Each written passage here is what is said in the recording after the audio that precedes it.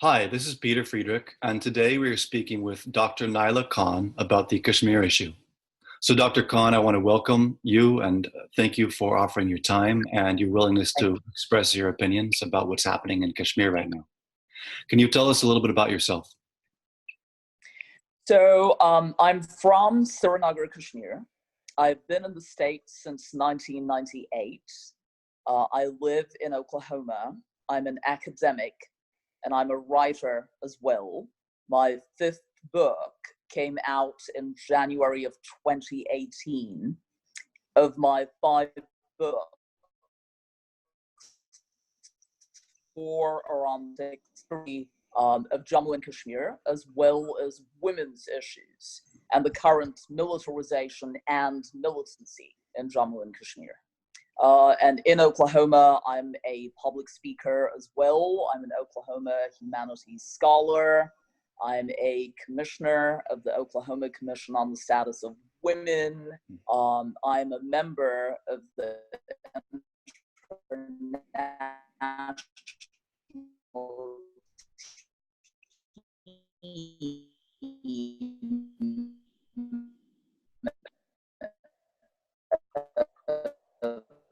Governor of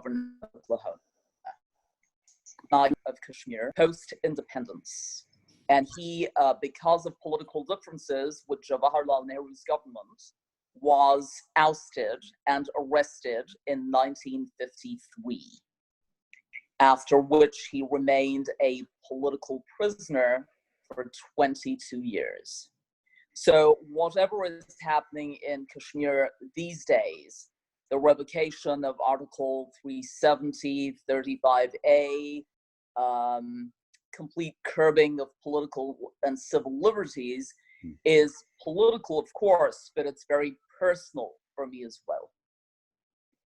So, in relation to the scrapping of these articles 370 and 35A and the downgrading of Jammu and Kashmir to Union territory from a state, I want to ask you, can you explain from your perspective as a Kashmiri what these articles meant to you? And then you've also written about how these articles, the scrapping of them, can negatively impact India as a whole. How is that? Well, when our political predecessors chose, for the sake of expediency, to accede to the Indian Dominion in 1947, it was made very clear that that accession was provisional, that once normalcy had been restored in the entire subcontinent post-1947, the people of the former princely state, and that includes the parts in Pakistan, would be given the right of self-determination or plebiscite, that they would be allowed to exercise their choice. While peace and normalcy was being restored in the Indian subcontinent, our political predecessors negotiated to the best of their ability with the government of India to get our state maximum autonomy within the federal structure. So India, as you well know, constitutionally is a federal country. And constitutionally, it is a secular democratic republic. So when we made the choice to provisionally accede to India, our political predecessors at the time did not accept the accession as final and irrevocable. They made it very clear that there was nothing final about the accession. But as I said, while normalcy was being restored, they wanted to get the best possible deal they could. And so they forged dialogue and negotiations with the federal government of India. And we were assured of full autonomy. We were assured that we would be allowed to function within a secular, democratic, socialist republic as a completely autonomous unit. And you probably know this as well, land reform measures in the state of Jammu and Kashmir were rigorously implemented in 1950. They were not as rigorously implemented or as early in any other part of the subcontinent. And Article 370 allowed the land reform bill to go through.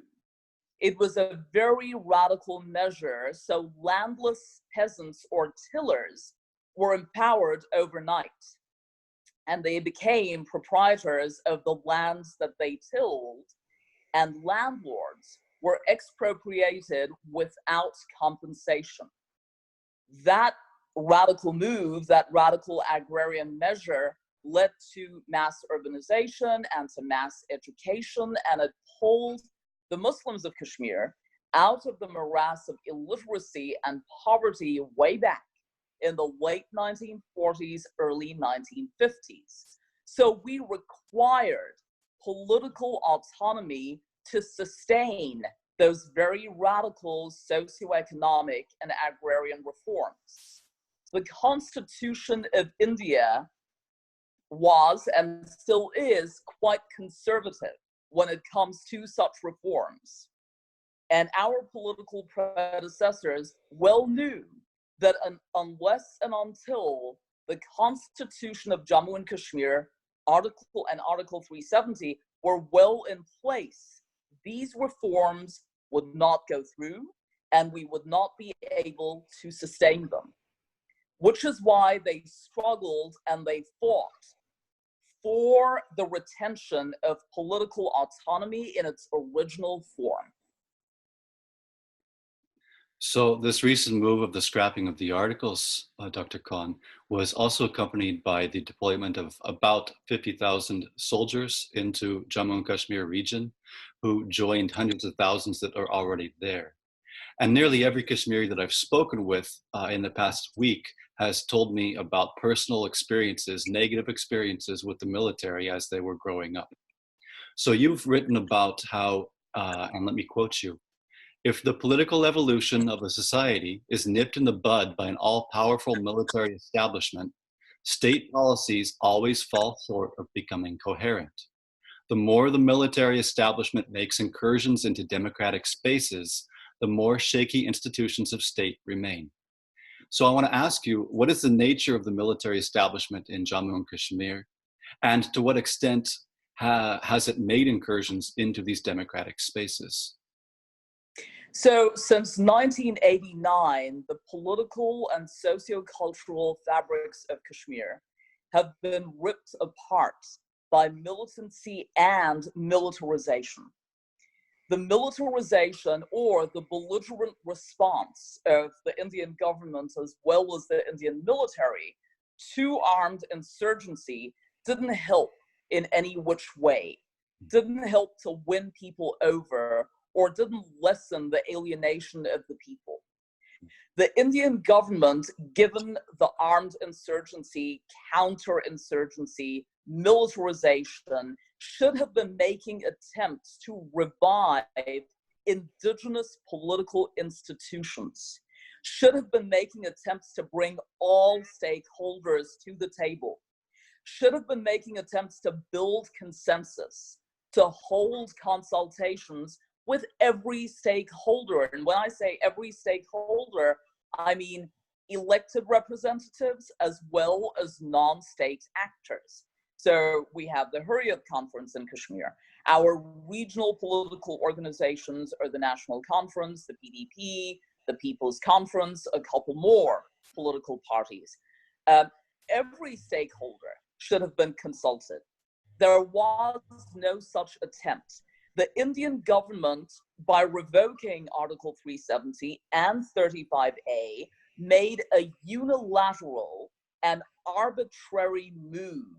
And it also flouted the spirit and letter of the Constitution of India.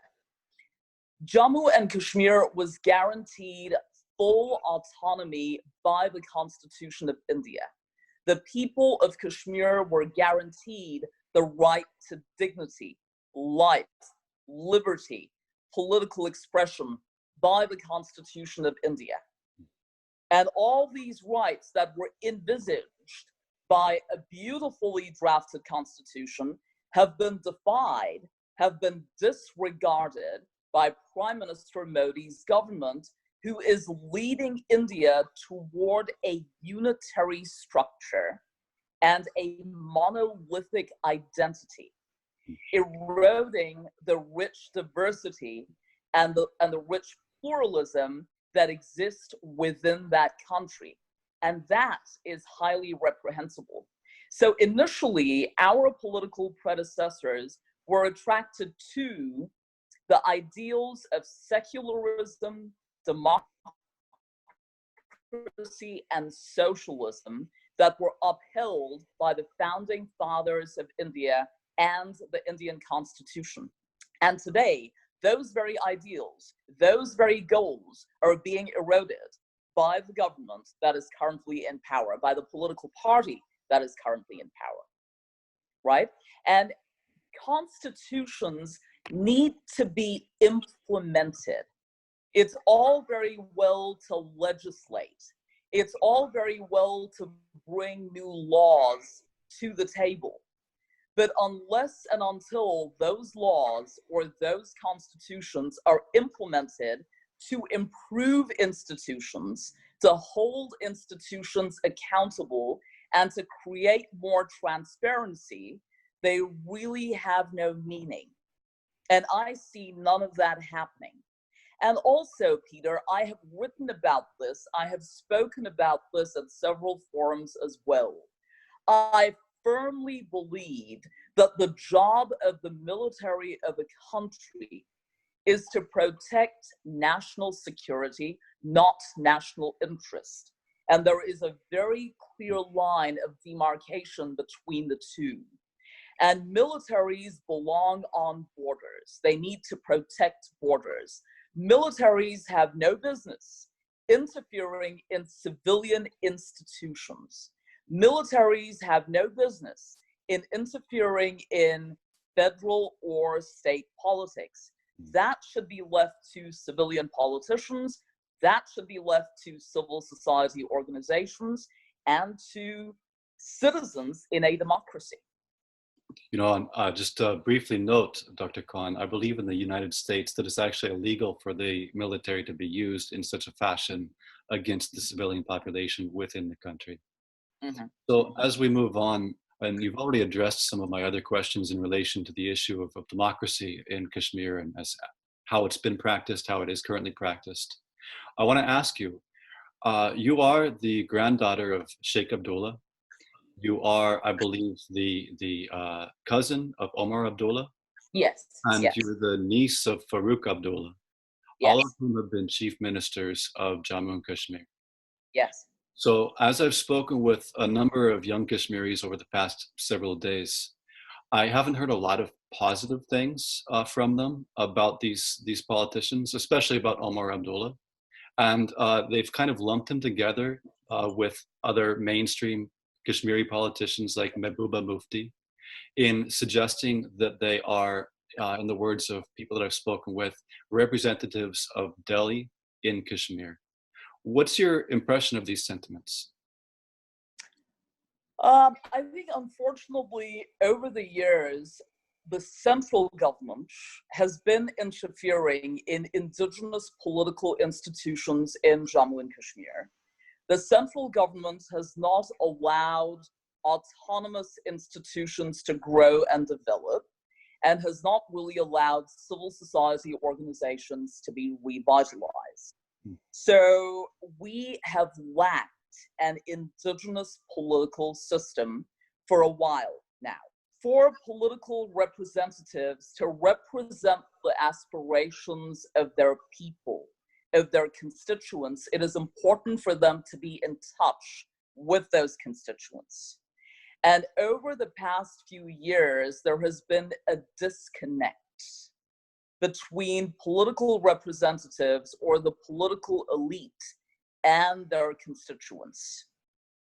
So we have needed consensus building in Kashmir for a long time. Now, the people you spoke with lumped all mainstream politicians together and said they represented New Delhi, there are some people in Kashmir, myself included, who will tell you that there are non-state actors in Kashmir who are the representatives of Islamabad, Pakistan, and who speak the language of the Pakistani establishment, right? I, for one, do not subscribe either to the language of the Indian establishment or to the language of the Pakistani establishment. If you have read some of my writings and you've watched some of my interviews, I have always been very clear that the government of India has warped political processes in Kashmir by trying to impose its own version of history and politics. And I have been just as clear that Pakistan, by hijacking a legitimate political movement and by clothing it in the garb of religion, has warped the genuine sentiments of the people of Kashmir and a genuine struggle for more democratic and political rights. There needs to be, in my view, a very clear line of demarcation between religion and politics, which the Pakistani establishment was not able to maintain. So in order to study Kashmir, I think it is very important to keep the narrative of the Indian establishment as well as the narrative of the Pakistani establishment at bay, right?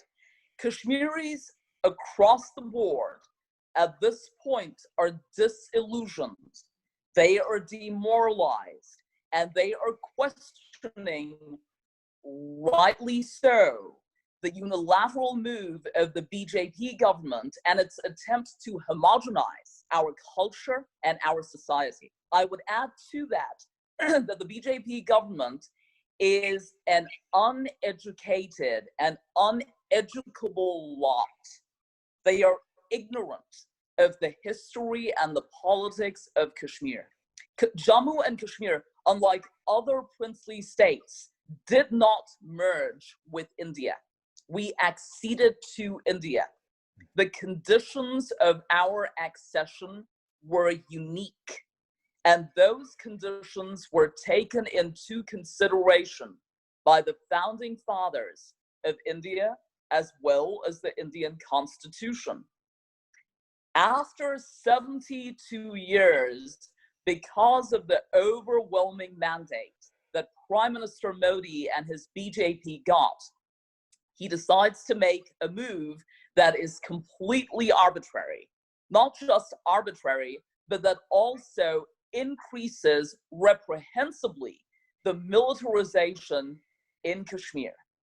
So instead of making moves to revive democratic institutions, instead of making moves to build small measures of trust, the Indian government goes ahead and relegates whatever vestige of democracy we had in Kashmir, whatever vestige of secularism we had in Kashmir, to the background.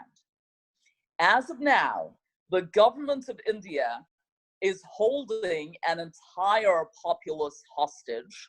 Yes, they have incarcerated separatist politicians, and they have incarcerated or are holding under house arrest mainstream politicians as well.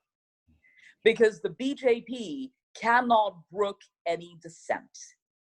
The BJP cannot brook any differences of opinion. And if they claim that several Kashmiris are very happy with the revocation of Article 370 because this will allow integration and development, then why do they feel the need to keep the entire place under a lockdown? Then why is there a communication blockade as well as an information blockade? Why was no politician, even politicians who have been willing to talk and negotiate within the framework of the Constitution of India, why was no such politician taken into confidence. Whatever happened to legislative processes that are legitimate in a democracy? Whatever happened to consultative processes? Have all those been swept under the rug because the BJP is hastily trying to implement its agenda that prompted constituents while it was on the campaign trail? And Jammu and Kashmir, by the way, is not the only state in India to have enjoyed special provisions or special status. There are some other states in India as well that enjoy special provisions. Currently, the government of India is doing its best to negotiate with rebels in Nagaland. The government of India is not making any attempt to erode the autonomy promised to Nagaland by the Constitution, and is trying to appease the rebel faction by forging dialogue with them. Why couldn't the same move have been made in Kashmir? You see, all this is highly questionable. And also, Peter, it's if you look at it, any secular, democratic, socialist Indian is highly patriotic Indian, is highly critical of how the letter of the Constitution of India has been completely disregarded and flouted by the federal government. But as of now, because of the very powerful propaganda machinery of the BJP, anyone questioning its maneuvers is labeled anti-national and treasonous. So they really are not leaving any room or space for critical thinking or for legitimate questioning. And the implication of that labeling of anybody questioning the BJP as anti-national, the implication, of course, is that the party is the country and that they're synonymous, which is absolutely ludicrous. Absolutely, absolutely. And what is even more painful than the revocation of Article 370 is the dismembering of the state. And also the downgrading, as you pointed out at the very beginning, of Jammu and Kashmir to 2 union territories. So any hope that some of us had of legitimate political aspirations being voiced, being considered, being politically accommodated by the government of India, that hope has been relegated to the background, right? Because when you reduce a state to a union territory, you diminish whatever power it had, you diminish whatever autonomy it had. There is, again, a highly reprehensible over-centralization of powers. And in a federal country, those of us who know and those of us who are well educated would like to see a decentralization of powers. And the irony of this entire situation, Peter, is that the BJP claims to have revoked Article 370 in the interest of national unity and emotional integration. But I see this move as one of national chauvinism and also communalism. How in the world do you emotionally integrate a populace by reducing them to bystanders, by not giving them a place at the table, by not recognizing them as stakeholders?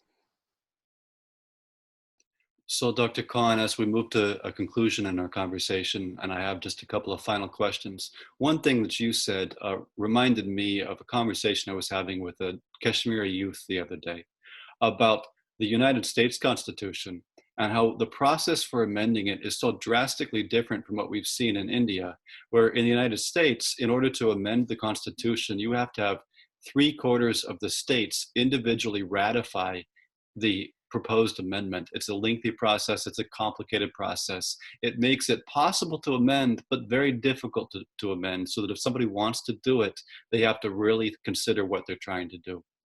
So as I have a couple of final questions for you. You've mentioned this issue of communalism. And I wanted to ask you, you've written that let me quote you, the litmus test of Indian democracy lies in the extent to which its minorities feel secure and content. So in present day India, how do India's minorities feel at present, and why? And what does this have to do? How does this connect to Kashmir? All right, a couple of things, Peter. First off, the process of amending the Constitution of India is just as difficult.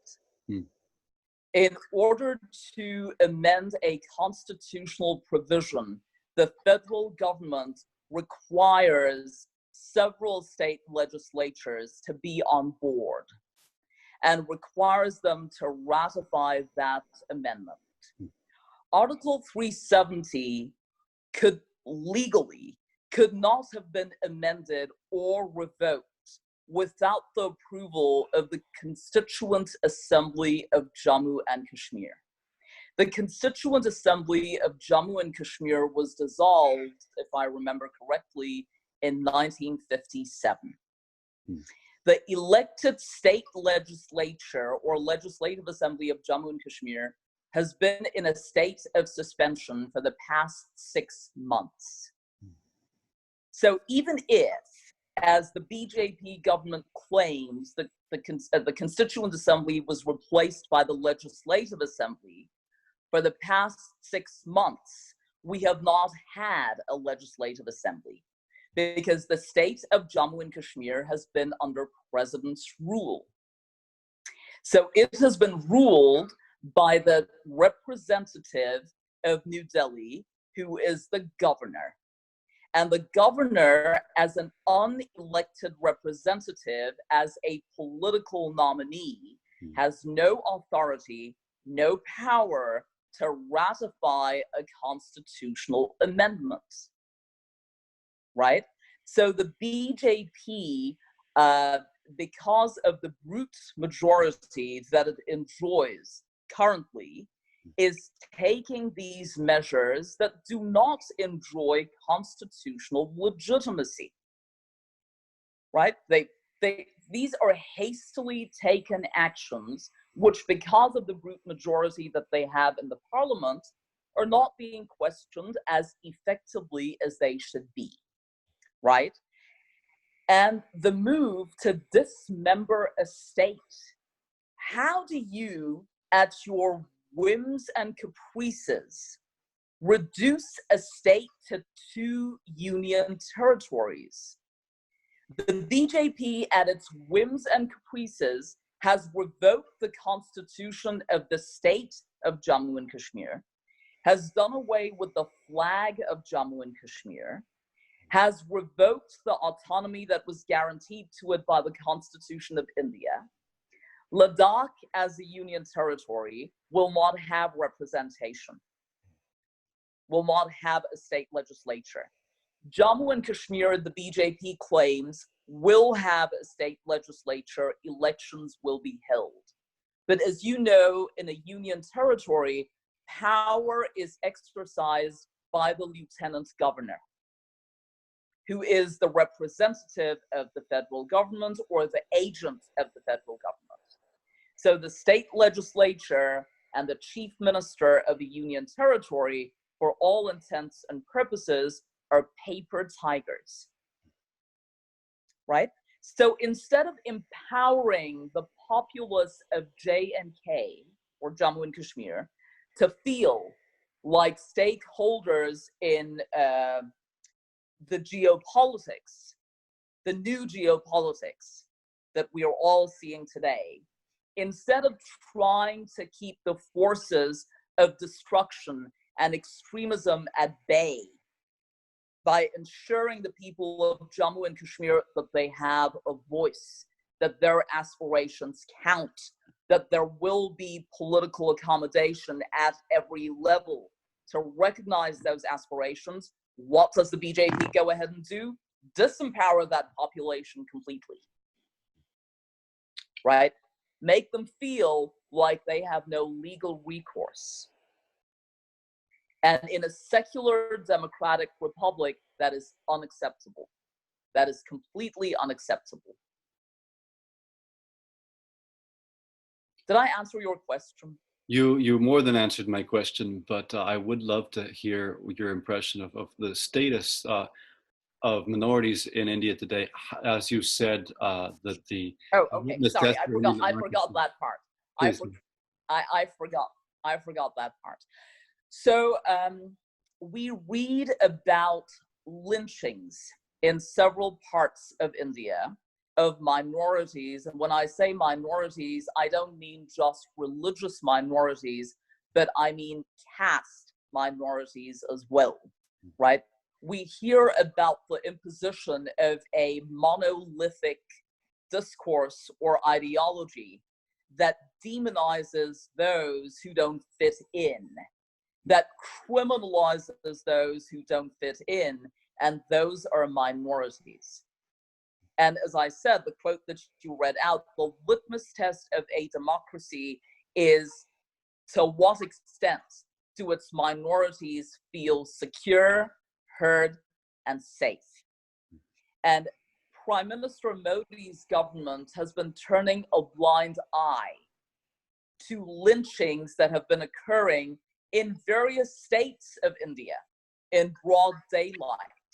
They have been turning a blind eye to rights of lower caste people, to rights of religious minorities, to rights of ethnic minorities. And in a democracy, it is very important for those minorities to feel like they belong, to feel like they are stakeholders. Just recently, in the case of one of the young men who was lynched a while back. This is Pelu Khan. Pelu Khan, thank you very much. Thank you very much.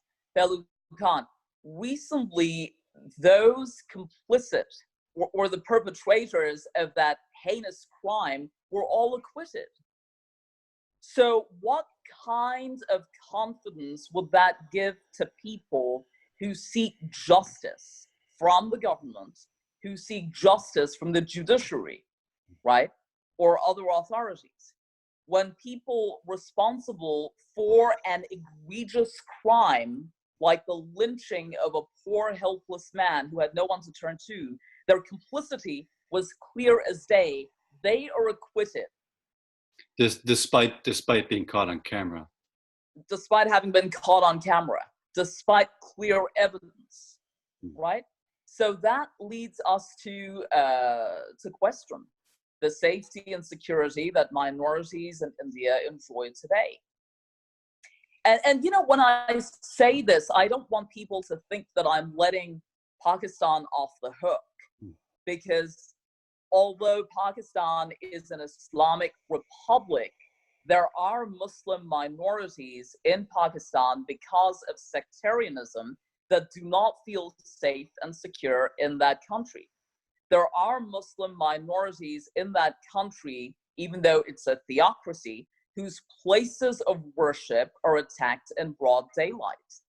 Like the blasphemy law in Pakistan, because of which a poor Christian woman was on death row for 7 to 8 years, is highly culpable. So it's not that I'm letting them off the hook, but today's discussion is focused on India and the BJP government's very blatant disregard of injustices meted out to minority communities, religious as well as caste minorities in that country. Well, and of course, two wrongs don't make a right. An atrocity here doesn't Correct. justify an atrocity there. And that's correct. As we're discussing, as you mentioned, this blasphemy law, it makes me think of how the Modi-led government now, after the latest actions in Jammu and Kashmir, is talking about coming back and in the next parliamentary session, introducing a national anti-conversion law, which would be basically a national law to criminalize the freedom of religious conversion. So anyways, as we move to a conclusion, and I want to ask you just a final question, Dr. Khan, or a pair of questions. One is, with everything that's going on in Kashmir right now, and with this communications blackout, which appears to actually still be ongoing, or at least intermittently being implemented, how has this impacted you personally? And secondly, what does the future of Kashmir look like to you? And what do you think might happen with Kashmir after these latest actions and after the scrapping of these articles and so forth? All right, so my parents live in Srinagar, which is, or was up until now, the summer capital of Jammu and Kashmir. And I have not spoken with them since August 4th because of the communication, the blockade. And my parents have been placed under house arrest, as have some other members of my family. So I have not been able to touch base with any member of my family. Of course, like other Kashmiris who are cut off from their near and dear ones, I am anxious, I'm worried, I'm highly critical of the actions of the federal government. And, you know, there are times when I feel despondent. There really isn't much one can do to find out about the welfare of one's near and dear ones. So at a personal level, it has been traumatizing. There is one more thing that I would like to mention real quick, Peter. Several of the mainstream politicians who have been arrested and incarcerated are being held under PSA, which is the Public Safety Act. And under PSA, the arresting authority, the government, is not required to give a rationale or a reason for incarcerating the person being held under that. This includes members of your own family who are being held under PSA. This includes members of my own family. And the government is not required to give any rationale, any reason for holding the person under this draconian law, right? And there are several mainstream politicians who have been taken to jails in Uttar Pradesh and Agra, so outside the state as well, and they are being held under a PSA. So apparently seen as a threat to law and order, which means that any kind of dissent, even by elected members of the Legislative Assembly of the former state of Jammu and Kashmir, any kind of dissent is not acceptable, right? So the state, the society, has been completely depoliticized. Any kind of political move, however legitimate, has been criminalized by Prime Minister Modi's government, right? So they are painting every Kashmiri with broad brush strokes. And the implication is that anyone opposing the unilateral revocation is a criminal or is a threat to law and order. Despite the government of India despite the current government of India making every attempt to depoliticize the people of Jammu and Kashmir, to diminish their political status, to erode their political autonomy, to demonize their legitimate political aspirations, our battle in the political field will not end. Our battle in the field of democracy, secularism, and socialist politics will not end. Our generations will continue to thrive. I do not want to see the eradication or the elimination of one more generation of Kashmiris. The people of the state, particularly the valley, have been suffering since 1989. The conflict, militancy, the belligerent response of the government of India, the ongoing militarization, all that has taken a very heavy toll on the populace of the former state of Jammu and Kashmir. So the battle in the field of democracy, the battle in the field of constitution making, the battle in the field of politics will continue. We will not allow our political voices, our democratic voices, to be muzzled. We will not allow our legitimate aspirations to be stigmatized by a unilateral and arbitrary move. Dr. Nyla Khan, I want to thank you and stand with you in solidarity in wishing and hoping and working for these Kashmiri voices to be free to speak and to express their desires for the future of Kashmir. Thank you for your time. Thank you, Peter.